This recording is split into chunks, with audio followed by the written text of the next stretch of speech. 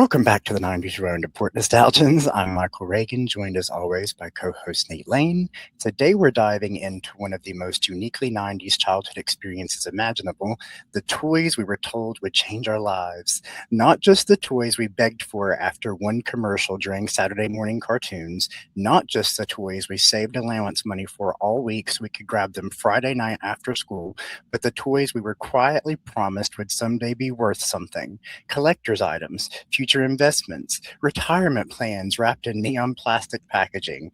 Be honest, some of us were absolutely told Beanie Babies would pay for college. That's the truth.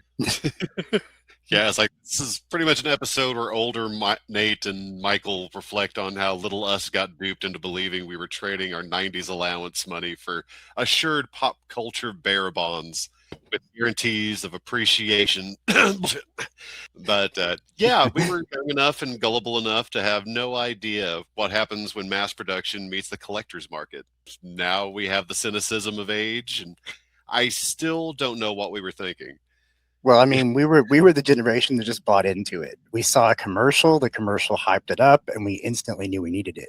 Oh yeah, I don't know at what point that we started realizing that our childhood was already collectible, because I know we were teenagers watching, Teenage Mutant Ninja Turtles mint in box figures selling for high dollar by the late 90s, but my Pogs are still only good for shot glass coasters.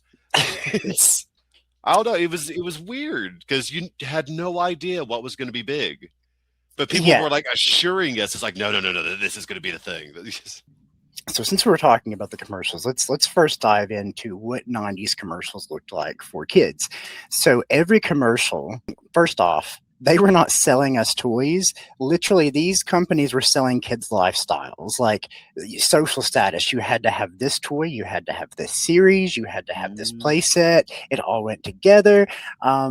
Every commercial made it look like owning one plastic gadget would instantly transform your social status, your happiness, and possibly your entire future.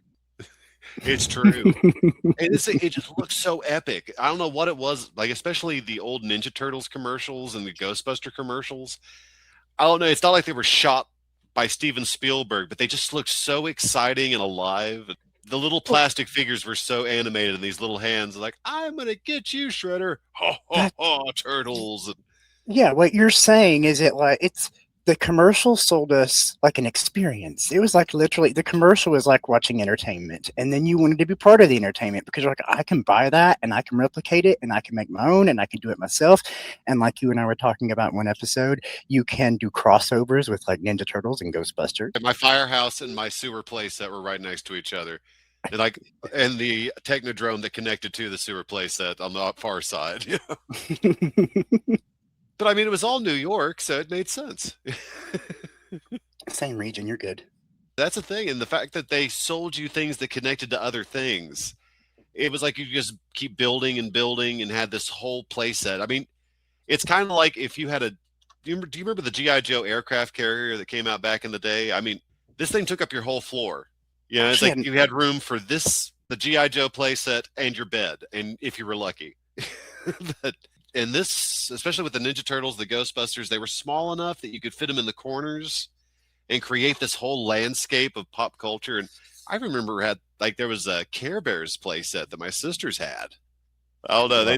They really knew how to market all the accessories and the add-ons, the vehicles, the this and that. And then when they started coming out with like the clothing line, like the Ninja Turtles wraparound masks made out of the cheap plastic. You remember those? It was mainly like a goggles and a nose accessory that just made you look kind of like a Ninja Turtle, like for a third of your face, and it snapped in the back of your head. I remember because your mom gave me one. I think she tried to sell it in the yard sale, and I was there, and I asked my mom for it. My mom was like, "You don't need that." And your mom was like, "He can have it. Just take it." Because I ended up with one of those. It's like one less thing I had to put away at the end of this all. Pretty much. No, it's like, and then they had the proton packs.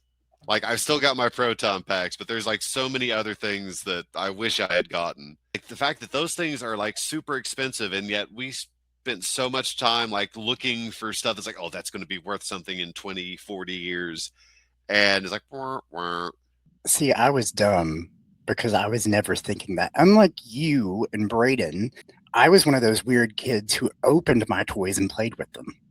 Oh no, don't get me wrong. I mean, I've got milk crates upon milk crates of open figures, and yeah, it's like all those classic wacky things. My Toxic Crusaders and the Swamp Thing figures, even the McFarlane Austin Powers action figures that came out in the early 2000s. I've got those things.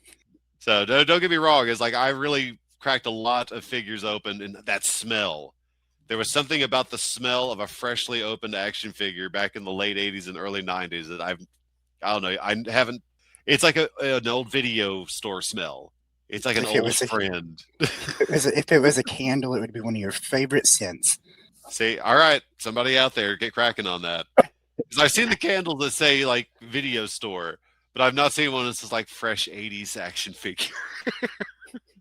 When you went to the movies, like not the movies, but to the rental store, did you ever actually buy any of the concessions there? Or were you like, I'll just go to the gas station next to my house to pick up the concessions? Which you had the best of both worlds for a minute. Yeah, I was going to say, I did get me some popcorn from the Easy Stop on the corner because it had the video section. Mm-hmm. And we got a lot of used videos from there when that shut down. But mm-hmm. I remember I would leave there because you had like all the candy on the far side of the gas station.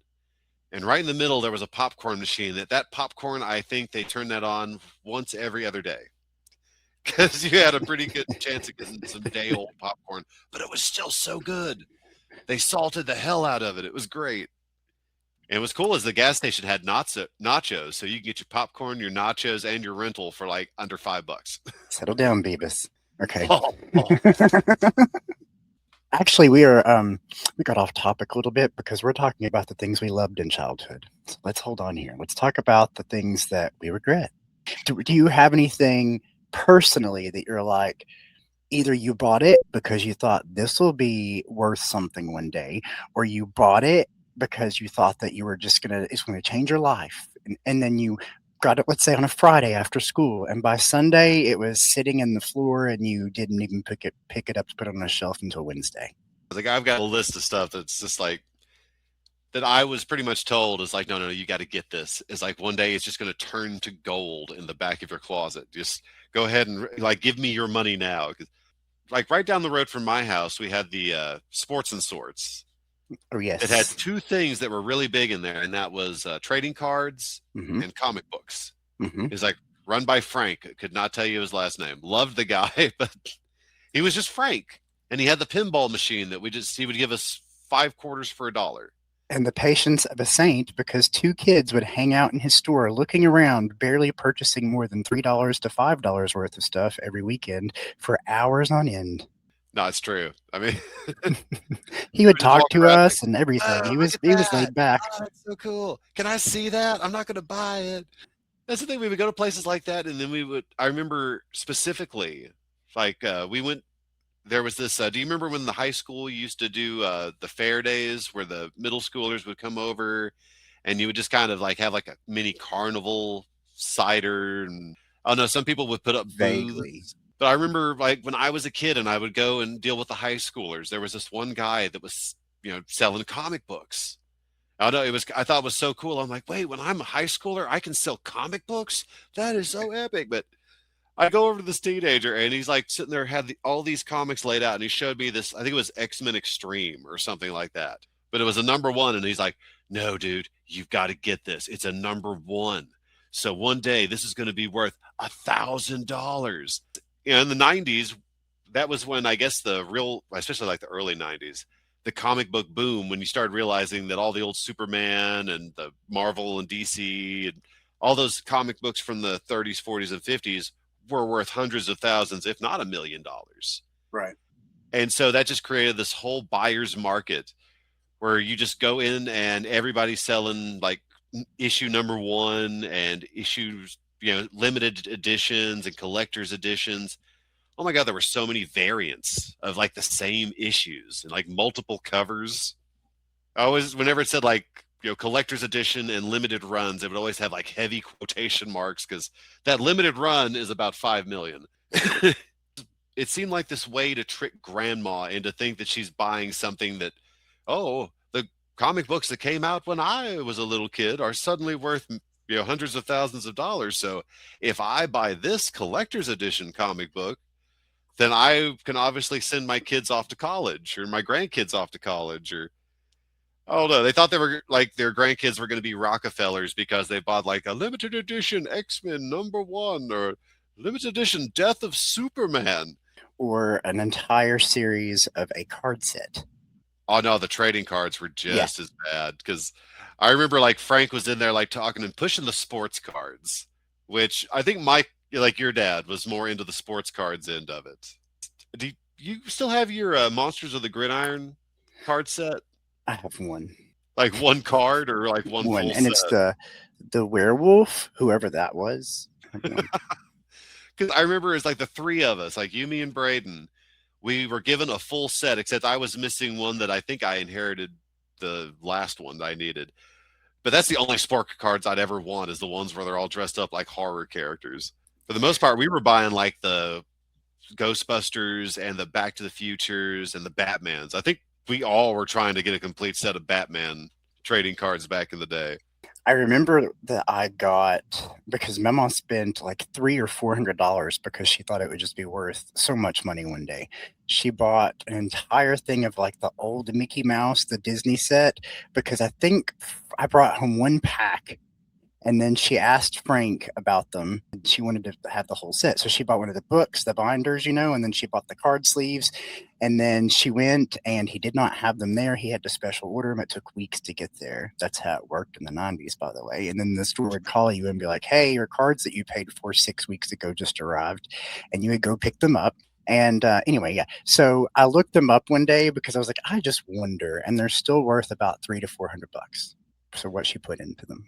No, and that's like the weird thing is like in order to get like a full set of trading cards back in there, you might have to buy 2 boxes and just open dozens of packages and mix and match. And I actually watched this funny video not too long ago. I can't remember if it was on Facebook or YouTube, but a guy bought like 5 boxes of the old Pee Wee Herman trading cards. And he's going through and he's like ripping open all of these. And I think initially he just wanted to open 4 of the boxes and keep a full unopened box of the little packages. But he ended up having to open them all just to get a full set of the stickers. Because it's been you required a lot of legwork in order to make a full set back in the day. And looking back, I was surprised that I got a full set of Back to the Future 2 from Frank's shop for, I think, $11. I won some prize. I got something at the school for like perfect attendance and like selling so much soaps or something. But I got like a gift certificate for $10. I put $1 with it, and I went and traded it at Sports and Sorts for the Back to the Future 2 trading card set. I was like, yes, this is going to be worth so much money, and I think it's probably still worth like $11. it's worth everything to you in nostalgia. That's all that matters. Oh no, it's like I still love looking at them and I love those movies. And I mean, that's really where you're going to get anything out of it. If you really love the comics and the cards that you bought, I would just go ahead and open up your Death of Superman and read it because everybody has a copy. There's absolutely nothing collectible there. And I was talking to a guy that used to work with me, and he actually used to sell sports trading cards. And he says that's the only way you're going to make money in the trading card business is if you deal in the rarities market. Because, I mean, you could be selling full decks all day long. And if you think you've just got, a Nolan Ryan from back in the day, it's like, good, that everybody's got one of those. They were very common. But it was those rare things. The reason like the old Babe Ruth trading cards are worth so much money and the, Ty Cobbs and Lou Gehrig's is because kids used to clip those things to their bicycles to make them sound cool and would wear the hell out of them, and they became rare. Like the old comic books back in the day, the reasons those became, so worthwhile is because, moms would just throw the things away at the end of the day. It's like, these signed comic books right in the trash. Or they used to have paper drives back during World War II. So, they would like get all these kids all patriotized and they would scoop up their old comic books. And it's like, we're saving America for the war effort. And, that's awesome and everything. But because all those comic books ended up, being packing for bullets. Yeah, that's what made rarity, and rarity is what makes collector's items, not because you actually write collector's item on the front of the comic book or card deck. Speaking of, what would you say was the biggest promise in the 90s where it was like, this is going to fund your college one day? And then it's not worth about what it was worth then now. No, I would say probably Beanie Babies. Correct. It's like that was not for me, but I saw so many moms and grandmas go out and just start ravaging for these things. Yeah, I'm glad I stopped my memo because my memo kept buying them, and she's like, "These are going to be worth so much one day." Back then, even you and I saw it, and we're like, "This is a dog toy. Like you're buying dog toy. This is a dog toy. I wouldn't give it to a No, it dog because really it has is. beans inside that'll choke the dog. But this is basically a dog toy." No, it was like a critter-shaped hacky sack. It was just like With this a little bean-bagged animal, and I just did not see the draw in it. But for some reason, like all the Meemaws were sold on the fact that these were going to be the biggest thing ever, and it's like, why? What makes you think this is going to be it? Well, here's one reason why. It's because guidebooks appeared, collector's books, and they were like telling people which ones were considered rare, when the next line was going to come out of this next special edition, and how, like how many they were, going to be worth one day, how much they're worth now. And what's funny, the guidebooks were released by TY, which is the same company who was releasing the Beanie Babies. So they were telling you, hey, this is worth this much now, and in 20 years it'll be worth this. The reason why that bubble burst is because they were selling a rare edition of a Beanie Baby, and then they would retire it, and then they would say, you know what, let's re-release it, and they would, and then they would retire it, and then they would re-release it again and say rare, limited edition, and then they would retire it. So after they did this so much, thousands of them were in existence. So once the market is saturated that much, guess what happens to the value? It depletes, it goes down, it's worthless, it's worth what it was worth then. And there are a lot of people who today still have this debate. There are people who swear up and down that Beanie Babies are worth thousands of dollars. They put them up on eBay for thousands of dollars. And then you can also scroll through and find the same Beanie Baby sitting for $10 that's been on there for 3 months. So Oh no, if you can that's find someone willing to pay for it, yes, it's absolutely worth that. But you could say that for almost anything. yeah, that's one thing that kind of irritates me about the collector's market is the this assumption that if it's listed for that on eBay, that it's worth that. Because I remember one time I went to the store downtown. I can't remember what the name of it. It was a used books and record store, and they had a Halloween album, like a 1978 vinyl Halloween soundtrack. And I was like, "Oh, that's so cool!" And I pick it up, and there's no price on it. But usually, everything in this place is pretty decently priced. So I take it to the front counter, and I'm like, "Hey, dude, this doesn't have a price on it. How much you want?" And I'm thinking at worst, this thing is going to be like $20 because it's like, I don't know, 40 years old. Mm-hmm. But immediately he sits down at the computer to monitor behind the counter and he starts going on eBay. And I was like, oh no. It's like he's going to find the highest listed thing and tell me. And sure enough, he's like, well, here's one listed for $80. And I was like, no, you can go ahead and stop there, man. Because I don't know. I hate that where people just judge. It's like, oh, it's listed as this. It's like, yeah, it's listed as that because it's not moving. The one that was like half that price is already sold. If you really want to get rid of that thing, how much? Because Yeah. And ironically, if you ever go into a pawn shop to pawn or sell something, they find the lowest price listing in the most beat up used condition. And they go, oh, well, this one, someone's asking $5 for it. I give you two. and that's why you got the places that are moving stock, and then you got the places there's like, no, no, no, I want to pretend like I have a collector's market. Because he also had like an AC/DC album that he had for $150, and it's just like, you're not going to find somebody willing to pay that around here.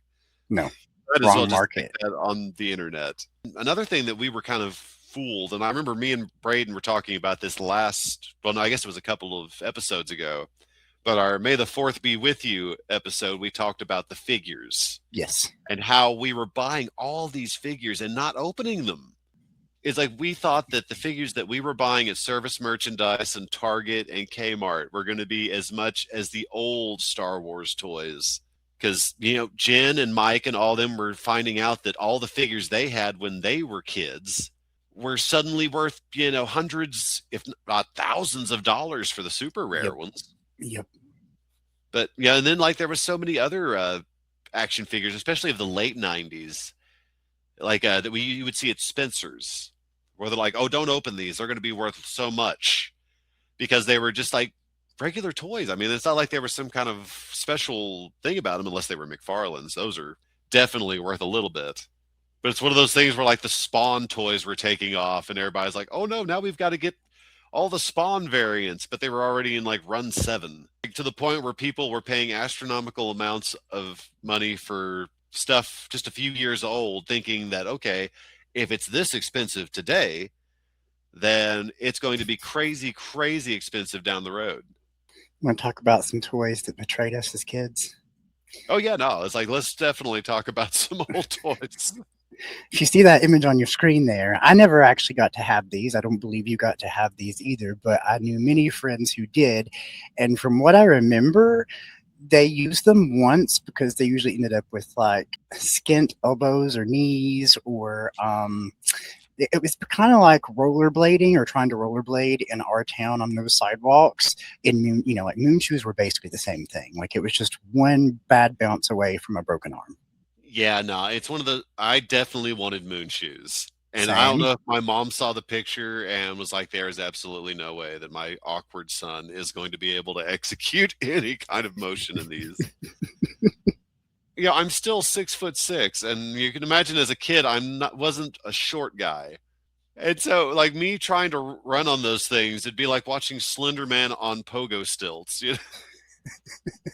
See, I would be afraid that, like, I don't know if you saw that material that was holding the little part where your foot goes into, but it was basically like two little ribbons, it looked like. I was always afraid that when I would bounce up, like I said, I never had them. This is why one reason I never really pushed for them. I was like, when you come down, what's stopping that from like snapping and you like your foot going through and you breaking your ankle? If by some miracle you could get those things into a full run, Mm-hmm. yeah, but I mean that's the thing. There's the concept is brilliant, but I think logistically the execution was Was impossible. It's like agreed. trampolines for your feet. It's like we want to see this. Here's another one. This was something that you and I obviously didn't have, but you had female cousins. I had female cousins. This was a little before Bailey's time, but do you remember sky dancers? No, we had sky dancers in the house as soon as when the girls were born. Yeah. It's like So I don't know if they just inherited old ones or somebody happened to find them new ones, but I just remember having those things fly across the room and just watch them go as close to everything glass as possible. Like, yes, and that's what I was about to say. So it was one of those toys that little girls obviously really wanted them because of the commercials, and parents hated them because basically all they would do is, like you said, they would fly into breakables, they would fly into ceiling fans, they would fly into their cousins' faces. Okay, oh I yeah, no. remember. And after a while, I think like evil little brothers started playing with these things more than the sisters ever did because they would just chase them around, and when they got them in their sights, just Treat it rev like a that thing like launcher. you're trying to start a chainsaw. And all of a sudden, you just got this evil pixie with arms of swirling coming at you. Do you remember? Let's see, another one. Sock 'em boppers. The not the Oh, robots, but the the inflatable things you gloves. would put on your fists. Yeah, yeah, yeah, yeah, yeah. Oh no, And I remember it's like me and Braden. I feel so bad because I would make him cry because he was such a little guy, and he'd put those things on and he would come up and just wallop and just smack and just hit on me all you want, but I'm just feeling nothing, and then I just rear back, hit him right in the breadbasket, and he would just get launched because they were huge. I mean, I'd say that just one of those things, like the end of it, it was like a marshmallow the size of his chest. And all I would have to hit him is just like right in the ribs, and he would just fly 10 feet backwards. And I was like, oh, oh, oh, oh. They were sinister, but they were so fun, they were from the Giants' perspective. they were supposed to be safe and like kind of like a pillow fight, but you could really clock somebody in the jaw with those. You No, really it's could. like, say that's a pillow fight. I mean, it's essentially like getting hit in the face with a gigantic pool floaty. Yeah. It's like, okay, yeah, it's not the hardest thing, but it's by God not the softest. I think I bit my tongue once when somebody popped me in the mouth. See, it still had dangerous side effects. Yeah, it's like a light gauge dodgeball with a human fist inside.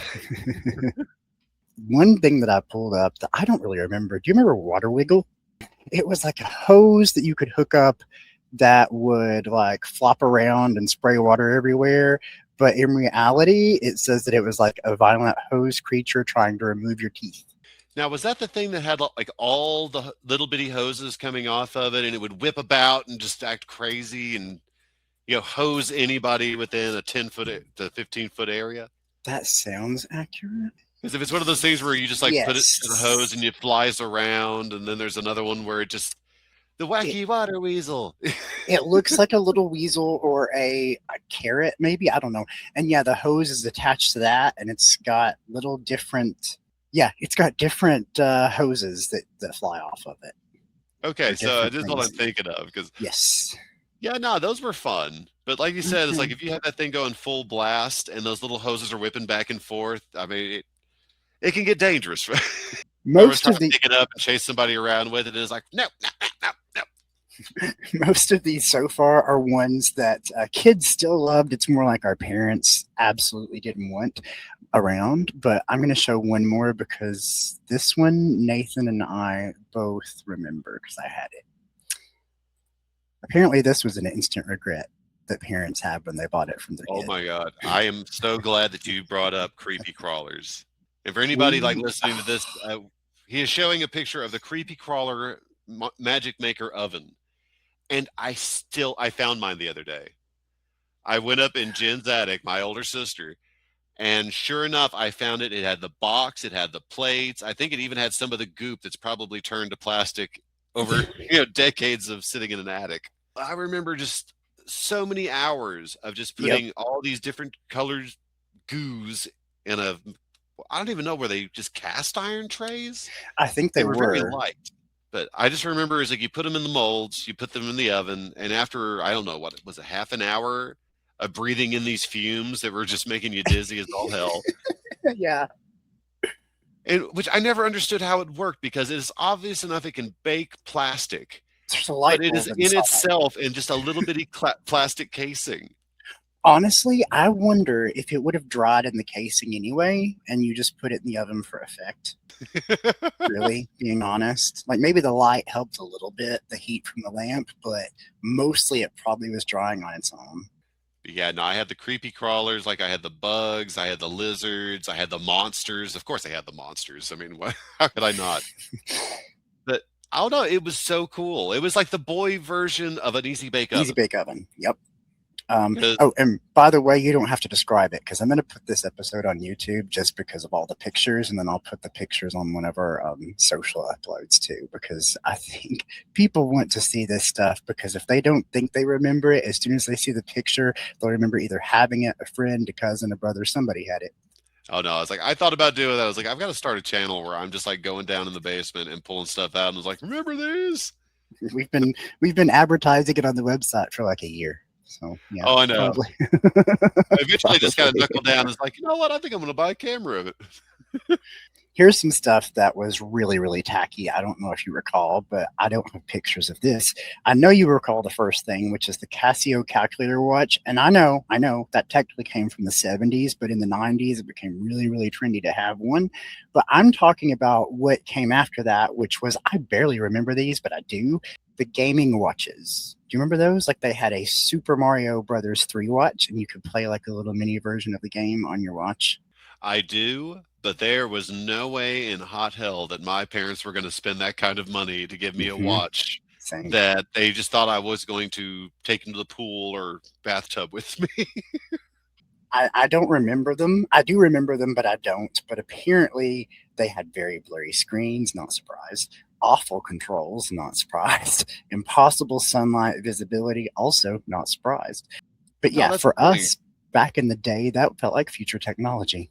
For real. It's like all the old Game Boys. Like, I love the brick. I still have mine. It works, but it's just as fuzzy today as it was back then. And I don't think I trusted another Game Boy to have like good resolution until I saw Braden's Game Boy Advance. Like, I can't even remember when that came out. The late '90s, early 2000s. No, it's like there was no way I was going to spend that kind of money on a watch when I could just go and get one of those weird little novelty knockoff handhelds that they had. They had the Muppets ones, the Inspector Gadget ones, all the just the licensed material games for like seemed like $10 to $15.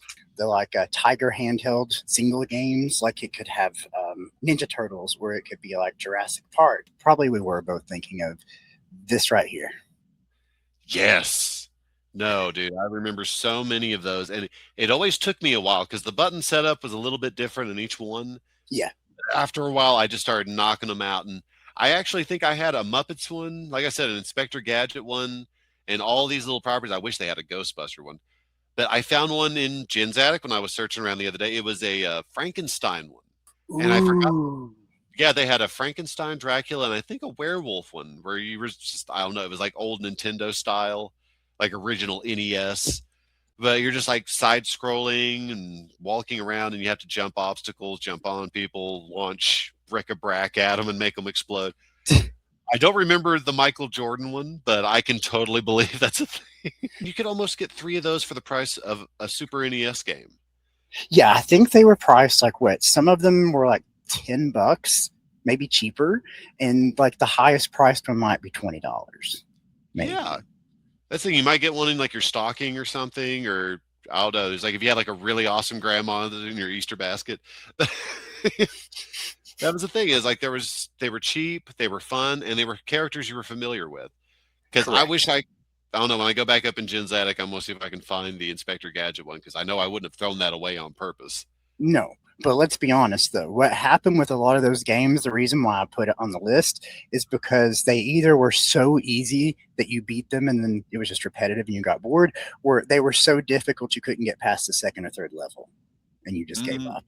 So though a lot of those did end up in drawers in our bedroom. This is one I know you didn't fall for. I did fall for it. Boom. Gigapets. Yeah. Tamagotchis. Gigababies. When somebody told me the concept of these when they first came out, I was like, isn't that like one of those baby think-it-overs where you have to like have a child that's going to whine and cry and you've got to remember to feed it and, nurture it. And I was like, I don't want to do that. That's lame. I figured you would feel that way. So let's tell people a little bit about it. So a Gigababy or a Gigapet or a Tamagotchi or whatever, it was basically these little virtual pets that you kept on a keychain. You cleaned up after them, you put them to sleep, and if you ignored them too long, they died. And what happened is they mostly always died because you would end up having to leave them at home to go to school because teachers banned them in schools, so you couldn't use them anymore. Such a distraction, yeah. Mm-hmm. They did have Digimon too. Do you remember Digimon? I think you may have had a Digimon. See, I never did the Digimon. Okay, never mind. Oh no, it's like this was like a style that I was kind of like, wait a minute. But when they died, I mean, did your Tamagotchi just dead forever, or did you? No, you could reset it.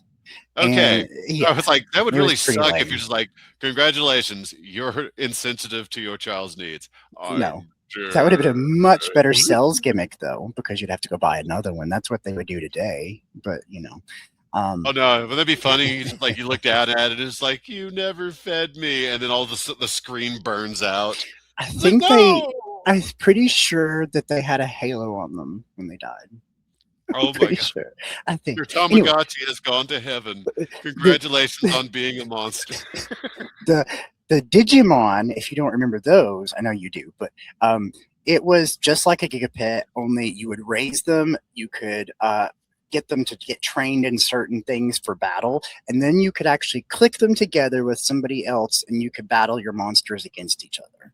That was the Digimon craze. But this is one that I found that I thought to myself, this is how you could get Nathan Lane on board with a Gigapet 100% right here. Oh, no. I am totally familiar with this brand. And if they had had that anywhere near me when I was younger, I would have totally. Oh, no. It's like Giga Monsters. Like yes. Little Frankenstein coffee. Oh, no. I'm there. It's like, take me back in time. Do you know how much he is on eBay where I snagged this photo from? Oh my, it's like knowing that brand plus Tiger, I would say at least $100. $449. Oh, wah, wah. Not gonna Not even happen. close. Good God. No, it's Yeah. like Universal that's a brand all its own. Yeah. Like Universal Monsters, it's like if you've got something from the 90s with that, I still got all my showcase action figures like behind plexiglass that I'm like, yeah, they're open, but I bet I could at least get at least 350 a piece for. Oh no, that almost makes me like I want to go rob somebody. Must have a Frankenstein digipet. It's like, Well, no, 90s, come back to me. another one that I thought that we both loved in the 90s, but I will admit was something I played with for one weekend and then probably tossed it in the toy chest and never played with it again. That was yo-yo balls. And specifically, you and I got into the spooky or kooky creature line. These. Oh yeah, no, there's still one of those in my basement. They, Hmm. the girls absolutely loved it when they were kids, especially Cassie, because she was in that whole vampire Dracula phase, and I was like, look, I've got a bat that you can drop like a yo-yo, and you had to put no effort into it. And now the girls both have one in the basement, so there's at least 3 yo-yo balls downstairs right now. I don't remember what the price was on this because I wanted one and I didn't want to be heartbroken, but I wasn't afraid to break your heart apparently because I told you about Frankenstein. Oh no, Let's see. I think like the last time we went to Walmart, you could get one for about $6. So I guess back then it was probably about three, maybe 250. That's not But they were so bad. fun. You just like you sling them out. You got absolutely no skill. It comes right back into your hand, and you just felt so awesome. Plus, if I, you had a little sibling, you totally had a bludgeon. yeah. Just boom, boom, boom, boom, crack. I remember, I think we took one apart. I'm pretty sure to see Oh how it no, I worked. guarantee you, we took a hammer and cracked one right in the middle. Hmm. It's like, look, we've got to figure out how this twang and just like parts went everywhere. I guess we'll Oh, never it's a know. spring. Let's see. Ooh, I've got something fun that will like instantly redeem me for upsetting you about Frankenstein. Here we go. I know you had one of these. I had one of these. I don't remember which one you had, but I remember with mine, I got bored with it real quick because I had the basic version. But here you go. I found this in my closet the other day. Yak back. I was looking for a guitar tuner, and I just looked down and was like, my yak back.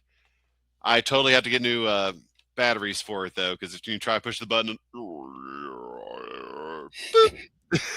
Is it just me or does the original one look kind of like a beeper that got melted down to the shape of a kidney bean and then the screen was removed? no, So maybe I we should. remember having like at least 5 different variations of a yak back because I know I had the yak back and the yak back too. I don't think I had the FX, but do you remember the little one that you could put on your belt? I mean, it wasn't a little one; it was kind of a big one, but it Uh, had a speaker and a microphone on a cord, is and it you the could one lift that it. had the bigger speaker? Yeah, and it's like it had a clip on the back, so it's like Yeah, hooks yeah, right on yeah, your yeah, yeah, yeah, belt, yeah. Hmm. and you could take the microphone up to your face. And I mean, it had like a good Hmm. 2 foot cord on it. And I remember it was like what you needed if you're going to go out and start a revolution. It was like, who's tired of no double desserts in the cafeteria? Yay! But I don't know. It's just they were so cool because I don't know why it was so interesting because it was like the same thing as those like stuffed animals that you squeeze them and you say something and it just repeats it back to you. This was basically the thing inside those toys, probably. Yeah. Yeah, somebody's just like, if I put wacky writing on the outside of it and make it look like an internal organ with a speaker on the side, and no, like you said, it's just, and I guess like later on when you could do the effects, it was a little more interesting because all of a sudden it's like, hey, how you doing? How you doing? Hey, how you You're doing. doing? Yeah, and this is okay. That's interesting, but I don't know. I was like, in retrospect, the appeal of the original is like, what am I paying for here? Yeah, because I remember I bought one of the original, and I remember it was one of those things where, God, I don't know how old I was, but you would whisper like what you thought was a bad word, like shit. You would, I can't put that on here, but you would whisper it Yeah. into the thing and then play it back, and then it got real old by Sunday. You bought it Friday, it was old by Sunday. The future ones where you could warp it, I never got one of those. I remember you had one of those, and I remember having fun playing with that one. No, my buddy Carr, and he told this awesome story because he was cleaning out the couch at his mom's house one day, and he found his old yak back. And he's like, "Oh, that's so cool! I haven't seen this in like 10 years." And he presses play, and it's like, Hi, older Karn. It's your younger self. Well, I hope you're doing okay. Bye. And I was like, what'd you think of that? And it's like, well, it was a little spooky, but at least I was nice. That would be kind of wild. Oh no, you got to leave yourself little surprises. This is one that's a personal thing that I didn't ask for it for Christmas one year, and I got it for Christmas, and it was cool Christmas morning because you would usually come over Christmas Eve, and then I would go to the Preston Christmas with you. And Christmas morning, you would do things at your house with your family. I would do it at my house with my family. And what we would do Christmas morning, I wouldn't do anything. That's mean to say. We would go to my Papa's sister's house and eat breakfast.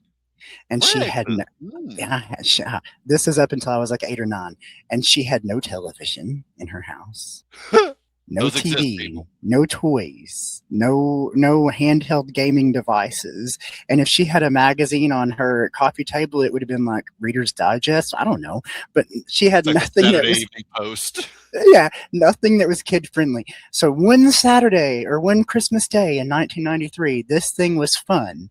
I know you remember it. I'm going to bring it up. Other than that, I never played with it. Wow. I forgot all about Quiz Whiz. Yep. Quiz Whiz. That is so wild. And this is actually a remake because apparently Quiz Whiz started in the 70s. And it fell out of favor. And then they brought it back in the 90s. And then kids everywhere were getting them because parents thought they were an educational toy, until they realized that each booklet had like 1,001 questions. And here's how it worked. So it's this little compact thing that has a keypad on it. And it comes with a cartridge, and the cartridge matches the book that you get. You put the book in the top of your little device, and consider that your screen, kids, if you're wondering what I'm trying to compare it to, because that's where your questions are. And then here's the fun part. You tell it what question you're on by punching in a keypad, because that tells you a number. And then you punch in A, B, C, or D to answer the question. Then it tells you if it's right or wrong. And you have to do that for every single one of the 1,001 questions. And then once you're done with the booklet, it's not fun anymore unless you continue to buy more booklets, which are priced about the same price as buying a new daggum Quiz Whiz. Because they came in like packs of 3 with 3 cartridges. No, it's true. It was like, just trying to turn you into a button pusher. Yeah. It's like combining, somehow taking the ACTs with THX 1138. You just feel like you're in a dystopian childhood, like in the future after a while. Why does the capital of South Africa? For real? Yes. It was fun until you realized, wait, I'm doing homework. No, it really was. It was like you were studying for the TCAPs and being duped into thinking that it was fun. Mm-hmm. Mm-hmm. I do kind of regret not getting. There was an edition that came out in 1997 that was for Star Wars. I do regret not buying that booklet. No, that totally would have been a little more interesting than, geometry and.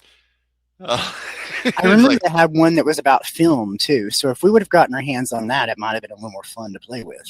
Oh yeah, no, if it was like interesting trivia, but it really was just like you were taking the TCAPs. Yep. It's just like, look, I'm not here for like A, B, C, D questions. I'm here because I'm a child. I thought this was a video game. I wanted to be the Quiz Whiz. There were other variations of Quiz Whiz too. Apparently there was like Whiz Kid that was by not Tiger, somebody else, I don't know. But yeah, there were different versions. There were knockoffs of it. I had the original Quiz Whiz by Tiger. And you know what we did with it later on? I remember Braden and I playing a game where we were pretending like we were trying to break into Area 51.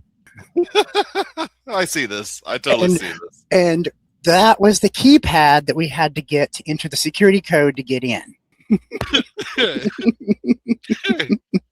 Sorry. That got me right in the boo-boo. We were dumb. Was it one of those things where it finally ended when you're like, the code's not working, and you take a hammer and just smash it to bits? Do you want to know how it ended? No, we broke into Area 51, which is my old bedroom downstairs where my computer desk was. We had to hide because we were like, we have to hide from the aliens. And in Braden, we were having a sleepover. And Braden, when I looked over like 5 minutes later, he'd fallen asleep behind the desk. Tell you, such an exciting adventure, this area. It really was. He was so terrified, he fell asleep. It's like, that's a confident young man. It's like, you know what? We're so successful in this. I'm going to take a 15-minute cat nap, and then we'll get the aliens and get out of here. I just got to rest my eyes. What's what's awful is I'm pretty sure I left him back there. just we went on Just about turned my out the night. lights. Just went on about my night. It's like, oh, well, just lock up when you leave. We'll try this again later. I was never one of those people that just fall asleep anywhere, but apparently, I guess Braden was like a cat. He could just curl up in a corner and pass out. He gets that from Dad. Like, Dad can just sit down and be like, all right, I'll be back in 8 minutes.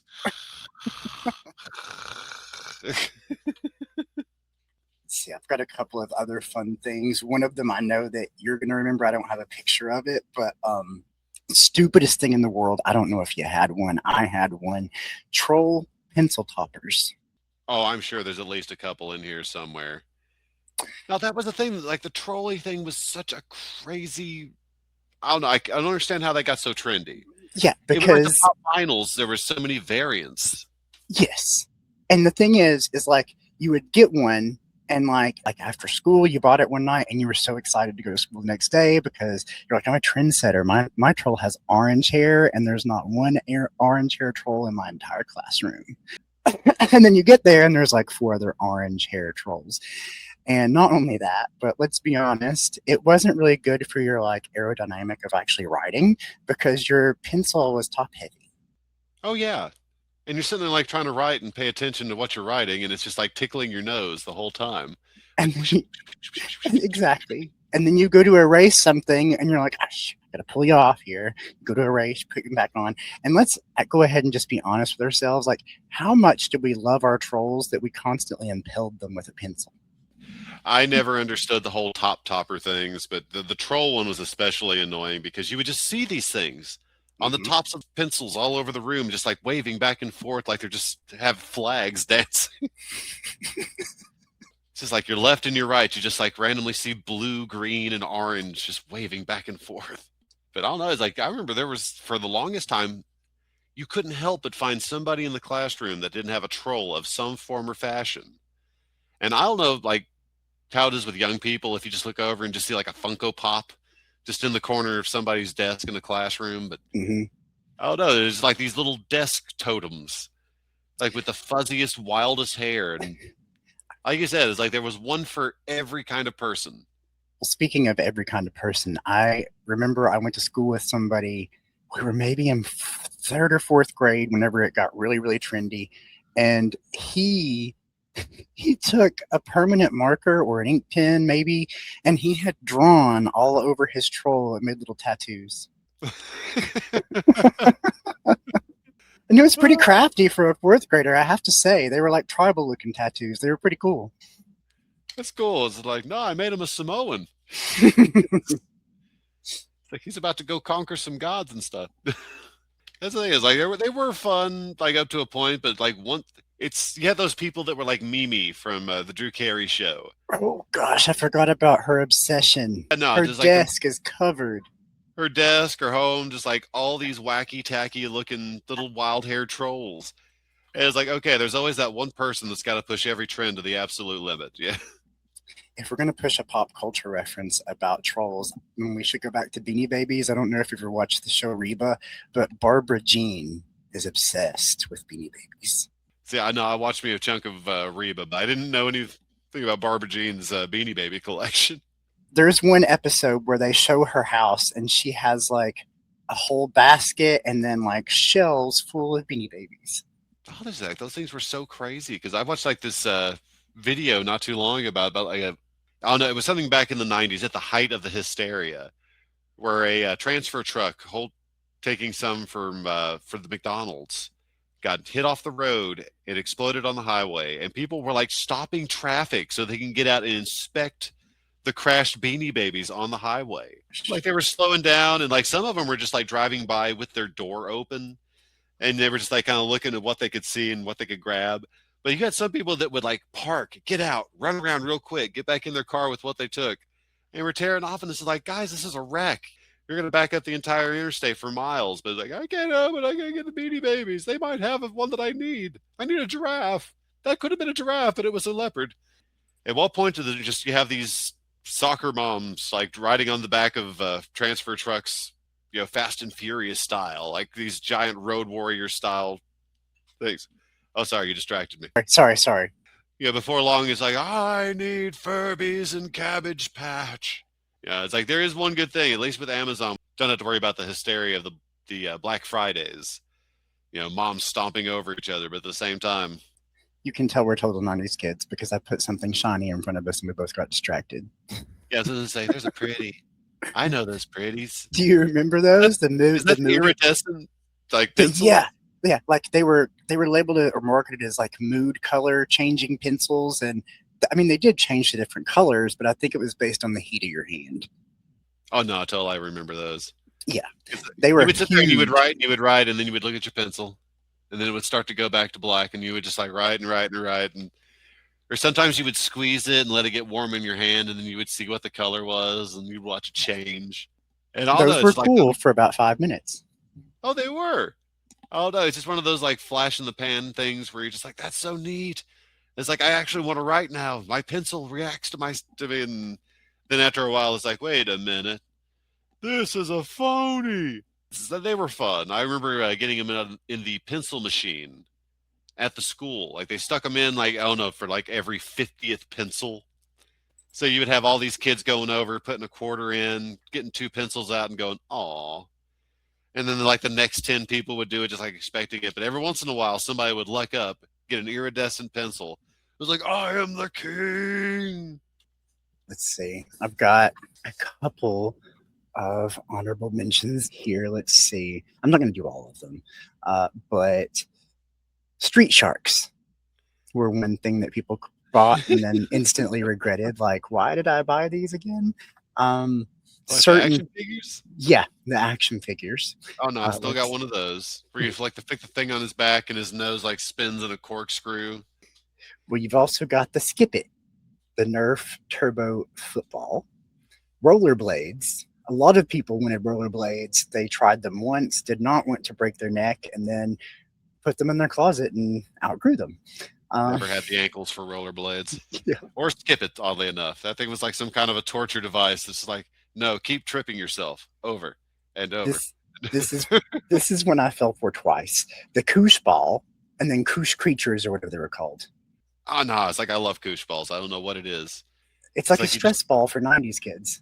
Sure, you just like toss it up in the air and you just watch all the little tendrils just fly around and it falls in your hand and just like what is that? Is that forth. It's like a form of ASMR, whatever they call it. Just that.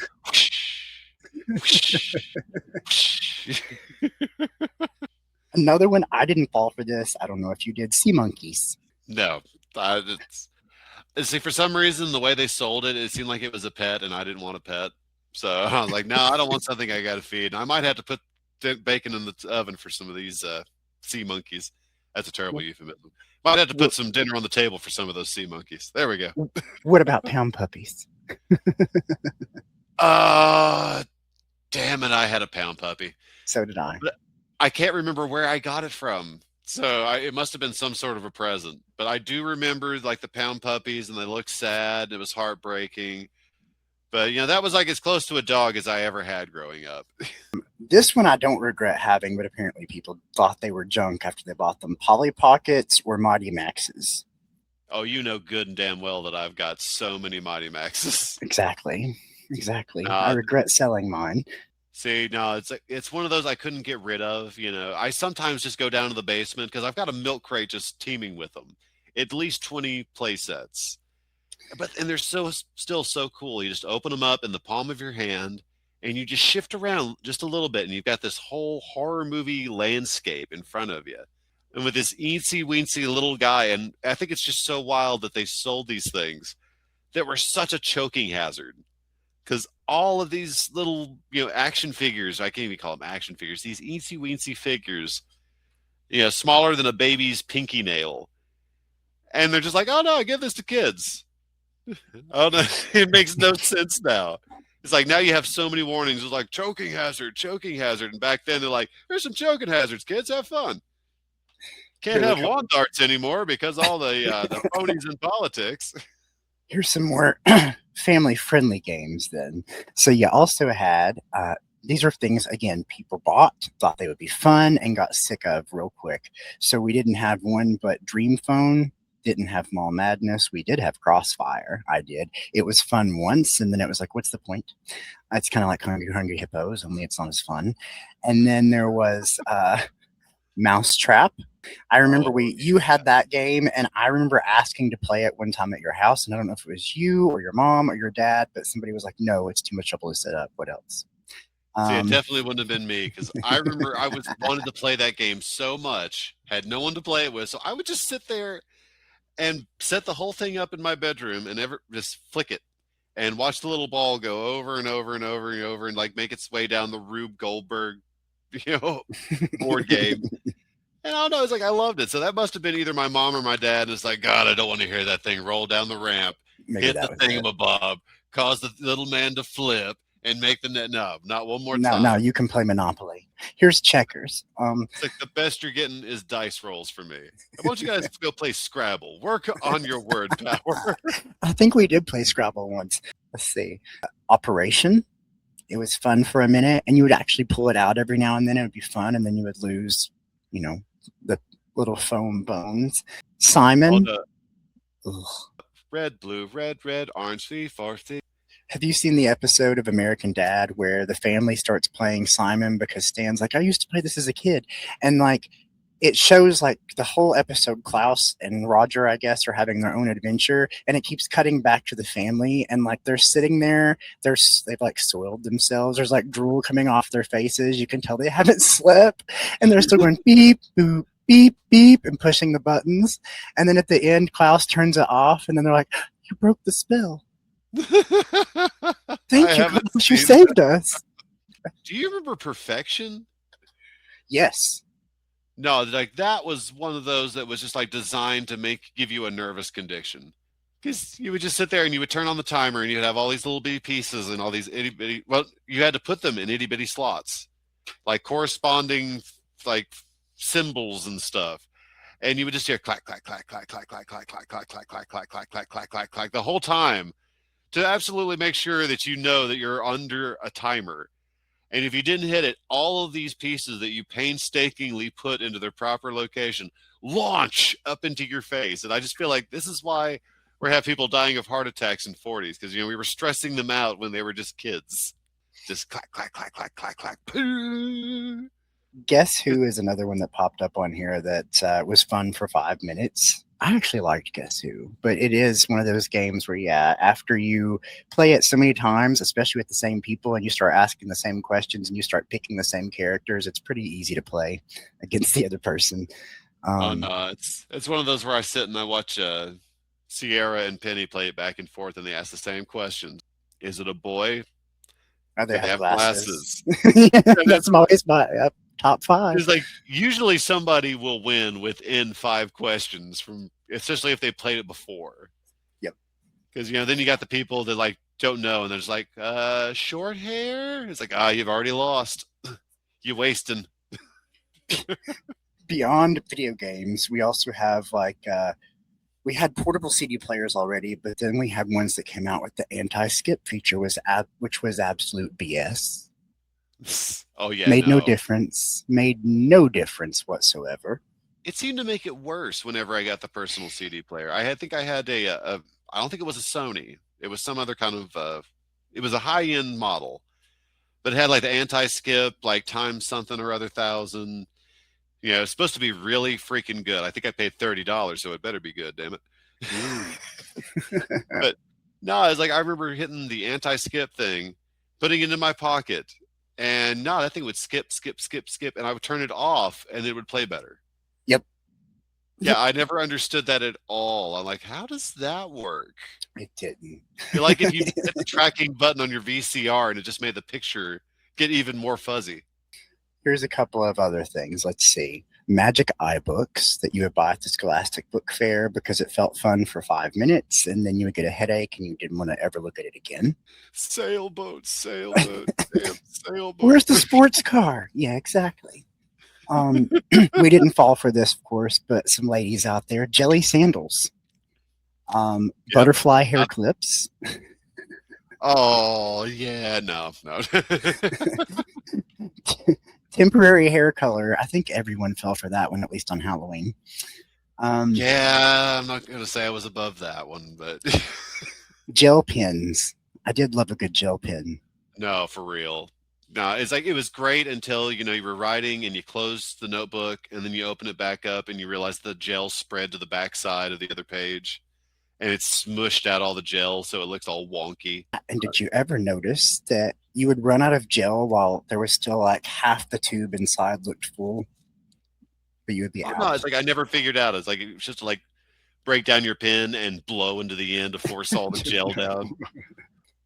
Oh, inflatable furniture. Popped every time. But I was a big boy. I'll give it some credit. If I was the itsy bitsy thing, it probably treated me just fine. But no, it was. The only other thing that I can think of was wallets with chains on them. They were so fun until you realized that every time you got out of your car, you were attached to the little lever that moves your seat back and forth, or every time that you turned a corner, you get hung up on something. Oh no, it's like I still have mine. It's in a box under my bed. But like you said, is like I am tall enough and my waist is high enough that if I put it on my belt and in my wallet, I'm hitting every doorknob that's got the claw on it. Is like every table that's got a corner with an edge, it's like snagging on. I can't do it. I did it for so long, but after a while, it's like I haven't been caught on the edge of a cabinet in years just because I have a proper wallet now. All right, so that's the ride for today. The toys we were told would make us happy and make us rich, and mostly ended up doing neither, except taking up closet space for 15 years. But we're already working on the flip side of this episode. Why did I sell that? The toys, clothes, games, the random childhood junk we gave away, only to realize years later they were either way cooler than we appreciated or somehow worth hundreds of dollars online while we got 50 cents at a yard sale and a Capri Sun. So if this episode triggered some memories, send us your stories. Email us at rewindreportbooking@gmail.com or tag us on TikTok at the 90s Rewind Report. We want the heartbreak. We want the regret. We want the I had that and my mom threw it away stories. So until next time, rewind it and don't lose it.